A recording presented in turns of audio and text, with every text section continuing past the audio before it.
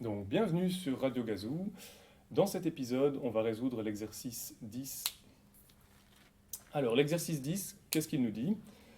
Il nous parle d'un bloc d'une masse globale de 2 kg qui est suspendu au plafond par une corde et sur lequel on applique une force horizontale, F, afin de maintenir l'objet avec un angle de 37 degrés par rapport à la verticale. Alors, c'est important d'avoir un peu d'intuition sur ce qui se passe dans ce cas-ci.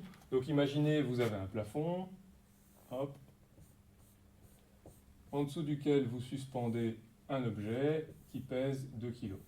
Et ça, c'est la situation de départ. Et on vous dit, on va rajouter une force dans cette direction-là, de manière à ce que l'objet se déplace par là. Donc vous allez demander à un copain de venir pousser sur l'objet jusqu'au moment où l'objet atteint la position que vous voulez. Et là, vous lui dites, ne bouge plus, tu maintiens ta pression, et on garde l'angle en question. Et vous vous retrouvez alors dans la situation suivante, où l'objet s'est un peu déplacé. Vous avez quelque chose comme ça, avec la corde auquel l'objet est attaché, qui a pris un angle, et cet angle, on vous le donne, on vous dit que c'est l'angle θ, et que θ vaut 37 degrés. On a ici la force du copain qui pousse, et on a la masse de l'objet.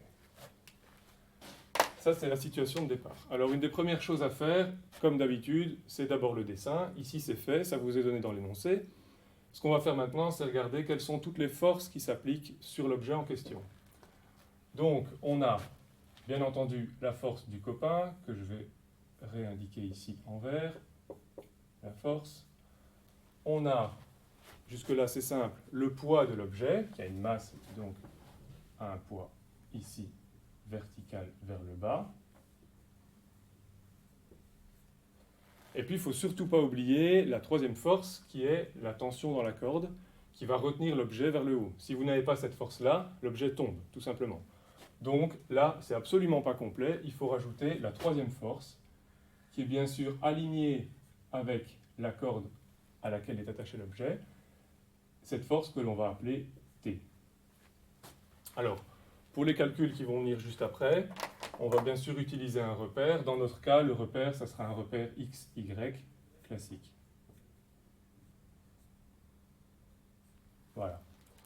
Une des premières choses qu'on peut faire déjà, c'est, comme on sait qu'on va travailler dans un repère x, y, c'est de décomposer la force T en ces deux composantes x et y. Donc on sait que T, qui est un vecteur,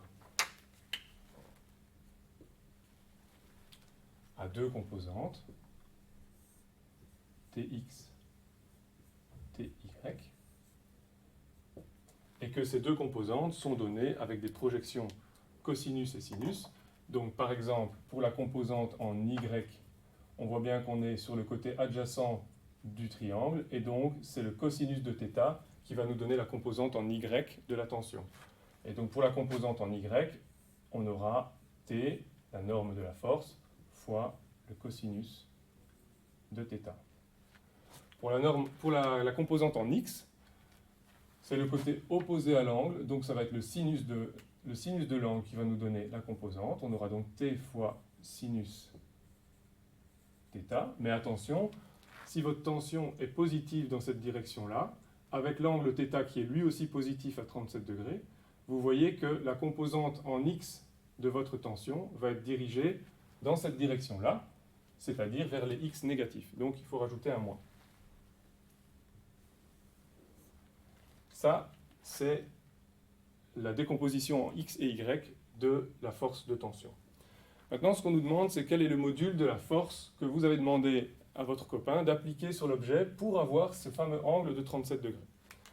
Donc, quelle est la force en question? Ok.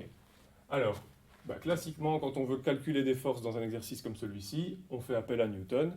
La somme des forces égale à la masse fois l'accélération. Ici, on nous dit que l'objet ne bouge pas, donc il n'y a pas d'accélération, et donc on peut dire que la somme des forces est égale à 0. La somme des forces est égale à 0 dans la composante x, et la somme des forces est égale à 0 dans la composante y. La première chose qu'on nous demande dans l'exercice, c'est de calculer la force du copain. Le copain, il pousse exclusivement horizontalement. Donc sa force, elle est strictement dans la direction X. Donc l'intuition nous dit qu'on aurait envie de commencer par faire le bilan des forces dans cette direction-là. Donc dans la direction X, on aura quoi? On aura la composante en X de la force du copain, qu'on va appeler Fx, mais qui en gros, on sait que Fy vaut 0, à laquelle va s'ajouter la composante en X de la force de tension, c'est-à-dire moins T fois le sinus de θ. Et on sait que tout ça vaut 0 puisque l'objet ne bouge pas. Eh bien, on a donc tout de suite une expression pour la force qui est F ou Fx, c'est indifférent, on va dire, puisque la force en question est parfaitement alignée avec X. On a F qui est égal à T fois le sinus de θ. Alors, θ, c'est une donnée, on connaît. La force T, on ne la connaît pas encore. Donc on a une expression pour la force, c'est très bien, mais on ne peut pas encore passer aux valeurs numériques, il nous manque la valeur de la tension. Pour trouver la valeur de la tension, vous vous en doutez, on a fait un bilan des forces en X, maintenant on va faire un bilan des forces en Y. Donc on cherche la tension dans la corde, et pour ça, on va faire un bilan des forces en Y. Qu'est-ce qu'on a comme force en Y? À ce moment-là, la force du copain qui pousse sur le bloc n'existe plus, puisque en Y, ses composantes sont nulles. Tout ce qui nous reste, c'est la composante en Y de la tension, T fois le cosinus de θ, moins mg,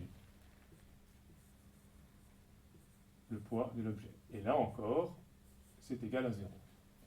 Donc là, on a à nouveau une expression pour la tension, à savoir T égale mg divisé par cosinus de θ. J'ai simplement réécrit cette équation sous une forme qui fait apparaître le T. Et là, dans cette expression-ci, on connaît tout. On connaît la masse, on connaît G forcément, on connaît θ, et donc on peut calculer la tension. Et la valeur de la tension dans ce cas-ci, dans cet exercice-ci, c'est 25 newtons.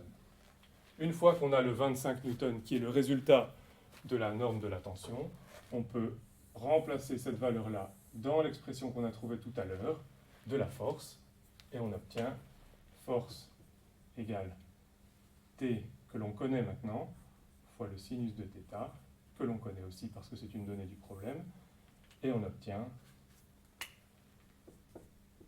15 newtons. Voilà pour l'exercice 10.